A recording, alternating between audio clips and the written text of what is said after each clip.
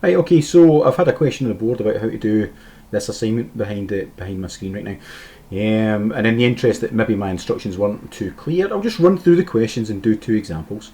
Okay, and hopefully that'll kind of help you figure out how to do it. In the first 4 questions, these ones here, the expectation is that you're only going to use Ohm's law.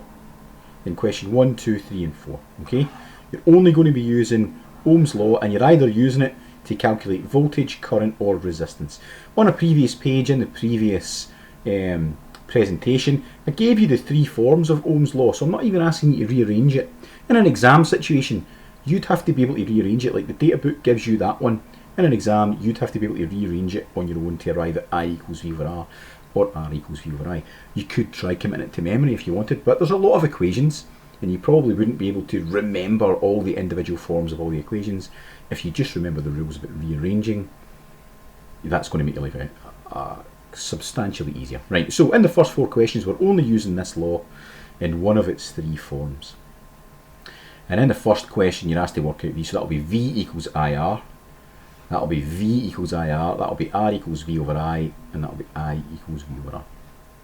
So let's do one. Right, I'll move these 2 over and I'll do a wee example to the left hand side. So if, as an example, you can copy this down, if you're given a simple circuit with one resistive element in it, and you know the size of that resistor, and you know the amount of current in the circuit, there only is one current, it's a series circuit even though there's only one element in there, so let's say that's 1.2 amps. Yeah. Then we can work out what the voltage supply must be by using Ohm's law. V equals I times R. Substitute it, so I've stated my equation. Don't need to rearrange it. I'm going to substitute in my values. So that's 1.2 multiplied by 2000 equals, and then I punch that into a calculator, 1.2 multiplied by 2000 equals 2400 volts. So that means that's a 2400 volt supply. That seems absolutely ridiculous, doesn't it? But the truth is, 2000 ohms is quite a high resistance. 1.2 amps is quite a high current. So if you've got a large current flowing through that large resistance, that must mean that the voltage being applied must be massive. So that's why we've ended up with such a large value there. As far as rounding to significant figures goes, that's got 2 significant figures, that's only got 1. I can only be as accurate as my least accurate data point. Therefore, I must round my answer to 1 significant figure. So rounded to 1 significant figure, that would be 2000 volts. That's the process for Ohm's law. Let's stick another kind of quick one in there where maybe you have to rearrange it, right? So let's say you've got a supply, let's put something a bit more realistic in, right? So let's say we've still got a 2000 ohm resistor. Let's give ourselves 2 significant figures this time, right? 2K2, right, 2200, and we know that this is a 9 volt supply. I'm going to give myself 2 significant figures in the supply, and I want to work out the current. I'd be expecting a pretty small current. 9 volts, that's like a square battery. 9 volts is one of the square batteries. And 2K2 is a kind of a largish resistance, or I suppose an average resistance. In that previous question, it wasn't the resistance that was making the voltage big, it was the current. 1.2 amps is a massive amount of amps. Right, okay, so let's work out the current in this instance. So here, the law that we're using is Ohm's law, V equals IR. We need to rearrange it for I, so we move the R over the other side of the equal sign, so that would leave I equals V. And if the R's multiplying on this side, then it must be dividing on this side. So that's the rule we're going to use. I equals V over R. Substitute our numbers in. So that'll be 9 divided by 2200. Notice, make my units volts, make my units ohms. So the current equals, and this should be a pretty small number, 9 divided by 2200. 0.00409. Yeah. 0.00409, and I know it keeps going, 090909. And then I'm going to round that to the correct number of significant figures, which is 2 significant figures. So these are leading zeros, I ignore them. That's my first thing. Let me make sure that one and that one are getting kept, so the 4 stays and the 0 either stays as a 0 or becomes a 1. Well, because of that 9, it becomes a 1. Put my units in, don't forget your units. There you go, 0.0041 amps. So that's how you do those first 4 questions. This one's got there's 4 questions, but technically that's 2 questions. Been a bit cheeky in there. But it's just still Ohm's law and it's still V equals IR. This is a series circuit. You know the current, there only is one current. So that 0.107 amps, that's the current through that resistor. And it's also the current through that resistor. So the current is the same in both of those calculations for V1 and V2. It's only the resistance that changes. So that's how you do the first 4 questions. In the next ones, you've got quite a lot to do because I'm asking you to work out the voltage and the current.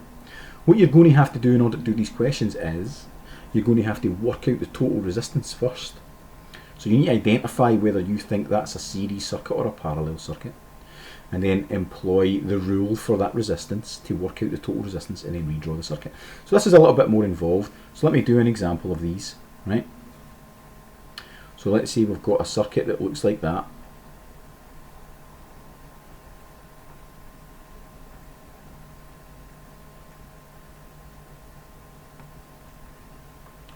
(16, 20, 42), and they're all ohms. I have to work out the current and the voltage drop across them all with a 12 volt supply. So the first thing I need to do is identify if it's series or parallel. There are no nodes in that circuit. There's only one path for the current to flow from supply back to supply again. So it must be a series circuit. Okay, so that's a series circuit. I can work out total resistance in a series circuit. R1 plus R2 plus R3. So that's 16 plus 20 plus 42. That's given me the total equivalent resistance. So we've already done this in previous exercises. 62, 72, 78, 78 ohms. This is an intermediate answer. I don't need to round it. Okay, it's not a final answer. The final answer is the current and the voltage drops. So it's only the current and the voltage drops that I'll need to round. I can then essentially redraw that circuit as this. This is like the equivalent circuit. And I can work out the current. And that's Ohm's law, I equals V over R. We've already worked that out. 12 divided by 78. So our total current being drawn from supply as a result of the magnitude of the voltage and the size of the resistance that it's trying to drive a current through is 0.1538, I'll call it. 0.1538. This is a final answer, I have to round it. I need to look back at my original data that was given in the question. It's only one significant figure, so that means I've got to round this to one significant figure. So that's 0 point, and it becomes a 2 because of the 5. 0.2 amps is my IT. I can then go back to this circuit again. I can then consider this circuit because now I know the current in there. Now I know that that's 0.1538. The only round final answers, I'm going to have to use that current in the next part of the question. I'm not going to use the rounded version, I'm going to use the unrounded version. Never use the rounded version when you carry a calculation forward. Always use the unrounded number. Hopefully you've still got it on your calculator and you can just use the full version of it, 12 over 78. So I can now use Ohm's law and work out the voltage drop here. So I can work out V1, I can work out V2, and I can work out V3 because I know the current through them all. The current is that circuit current because it's a series circuit. Okay, so V1, let's do my calculations over here. V1 equals I times R, which equals 0.1538 multiplied by 16. I could work out V2. See, if you wanted to be a bit cute about it, it's I times R. You don't have to write that. You could write 12 over 78 and multiply by 20.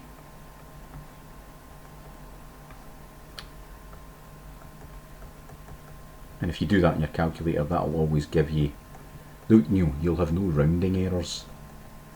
Multiplied by 42. So my calculator, it's multiplied by 16. I've still got the full number there, so I can just do multiply by 16. 2.462. 2.462 volts. I know I'm going to have to round it. Let's get my minutes. It's then times 20. I do 12 divided by 7. No. Oh, for goodness sake. 12 divided by 78 multiplied by 20 gives me 3.077. 3.077. And the last one's 42 multiplied by 42. 6.462 volts. What I should find is that if I add all of them together, I get 12. Because Kirchhoff's second law says that in a series circuit like that, all the individual voltage drops should add up to 12. So I could add those three numbers together and make sure I get something that's super close to 12 to check that I've done this right. Let's round these. Because I've got that current in there, that current came from 12 over 78. The 78 came from adding up all the resistances. The 78 used a number that only had one significant figure. So as much as that's got loads of digits in it and that's got 2, this number used a number that only had 1. This is why we always go back to the original data. And you need to trace back for the answer. You've got what points of the original data went in to create that answer. So those 3 resistances were used to get that current. So this answer must be rounded to 1 significant figure as well. So that's going to be 2 volts. That's going to be 3 volts. And that's going to be 6 volts. Okay. So notice you can't use Kirchhoff's law to check your answer after you've rounded it, because that would be 9, 10, that would only be 11 volts. Whereas if you added those 3 numbers up, you'd get 11.9 or something like that. You know, you're going to get something a lot closer. Yeah, so that's because of those 2 6's, that adds another 1 onto that 1 decimal place. So you would get 11.9 if you added them up. So here you go. That's how you do it when it looks like that. Let's do another quick one. I'm not going to do an example for the last one because I want a wee bit of problem solving in there, and I have already described how to do it. Oh, that's not a node. There's the node. Let's put one resistance in there, 1K7. Let's put another resistance over here of 4K9.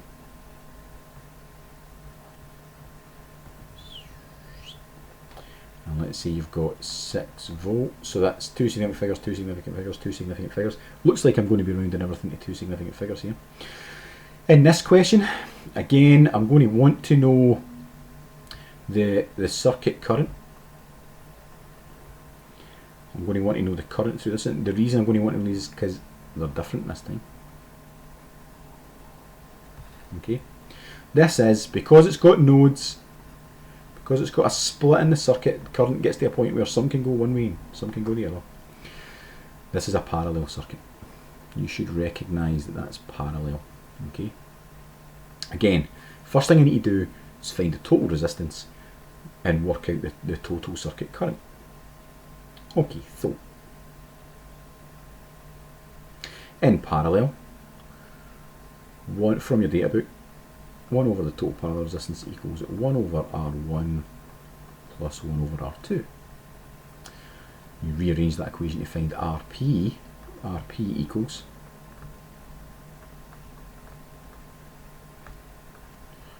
all under 1. Alright. We just need to stick our numbers in here. Don't do it too quickly or you'll end up kind of messing yourself up. Okay, so 1 over 1700 plus 1 over 4,900 all divided into 1.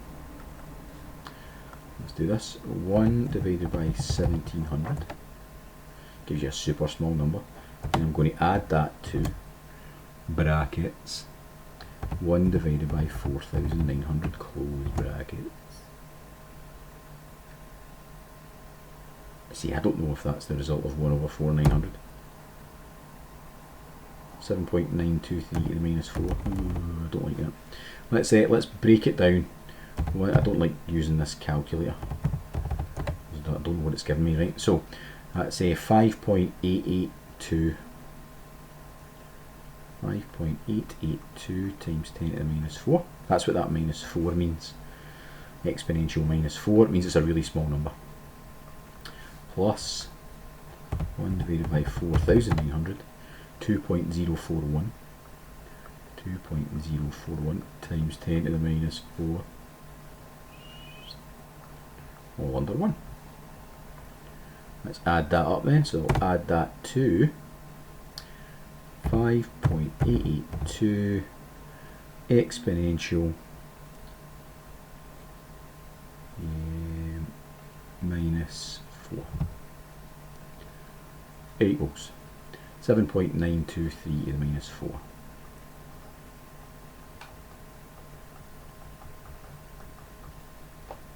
You just need to track those numbers. That equals, so this is the total parallel resistance, equals, I want to divide that into 1. I've got a button there that does that. If you want, you can just do 1 divided by and then round that number. Or you can find your reciprocal button, it's 1 over x, or sometimes it's x to the minus 1. Okay, so 1,262. 1,262 ohms. So that's my equivalent resistance. Again, I don't need to round that, because that's not a question that I'm asked. So that's 6 volts and 1,262 ohms, and now I want to know IT. I equals V over R equals 6 divided by 1,262. So my current equals 6 divided by 0.00475. 0.00475. This is a final answer. I need to round it. I need to round it to 2 significant figures. So that's going to be 0.0048 amps. There's my current. So I can now use that to work out the other currents. So when I was doing the series circuit, right, and I had worked out the total resistance, just need this one, get out of the way. When I was doing the previous one and I got to this point, we had worked out equivalent circuit and then got the current, right, I could then state that that was the current up here, and I can do that in this one as well. Okay. And what I did was, because it was a series circuit, at this point I went, right, I now know the current through all of them, so I can just use Ohm's law. Now it's the same but different in a parallel circuit. I'm just going to be able to use Ohm's law, but not because I know the current through them, because I don't know the current through them, but I do know the voltage. Right? The top end of this resistor is connected directly to 6 volt supply, and the bottom end of that resistor is connected without interruption to the 0 volt side of the 6 volt supply. So there's 6 volts across that, and it's the same for the 4K9. The top end of the 4K9 resistor is connected without interruption to the positive end of the 6 volt supply. 2 seconds. And the bottom end of the 4K9 resistor is connected without interruption to the other side of the 6 volt supply. So there's 6 volts across that. They both get 6 volts. Just like in the series circuit, they've all got the same current. In a parallel circuit, they've all got the same voltage. So I can just jump straight to I1 equals V over R. And obviously the resistance is going to be the 1K7 because it's that current that I'm talking about. 6 divided by 1700. And I2 equals V over R. 6 divided by 4,900.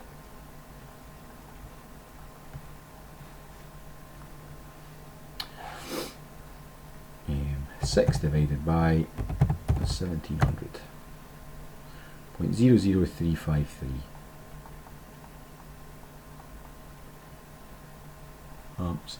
Rounded to the correct number of significant figures, which is 2.0035 amps. And then over here, 6 divided by 4,900, 00122 amps. Rounded to 2 significant figures, 0012 amps. Notice I didn't have to use that current because I had the voltage and I had the resistance. I can add them up and I should get 0.0048 or 475 or whatever I do. That's 4. I get 0047. If I add them up, I get 00475. I get exactly that number there if I add those two up, right?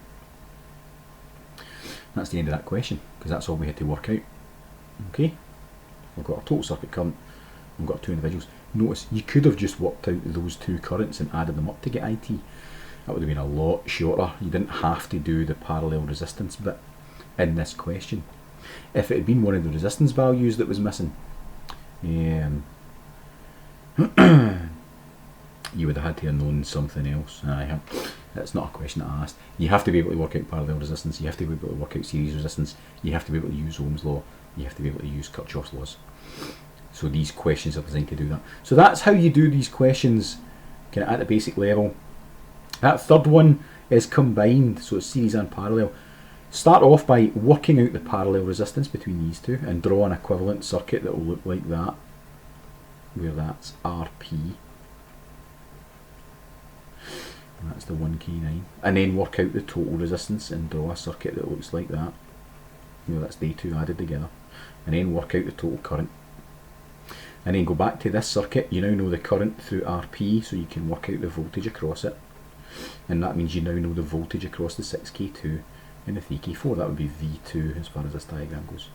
So you work your way down by working out the resistances first, and then when you get to the bottom there's only one resistor, you work out the current, and then go back a circuit and use that current to work out the voltage drop through RP, because whatever current you work out here, that's the voltage through, that's the current through RP. It's also the current through the 1K9. So at this point, given that you've got the circuit current, you'll be able to work out V1 and V2. And now that you know V2, you've got that resistance and the voltage across it, you can work out I1 and I2. In fact, you could use V2 and the 6K2 to work out I1. And then you could subtract that I1 from IT, and that will give you I2. So there's different ways to do it. This is the standard, a combined circuit with series and parallel bits in it, and you have to be able to calculate everything that's missing. Okay, hope that helps. Bye.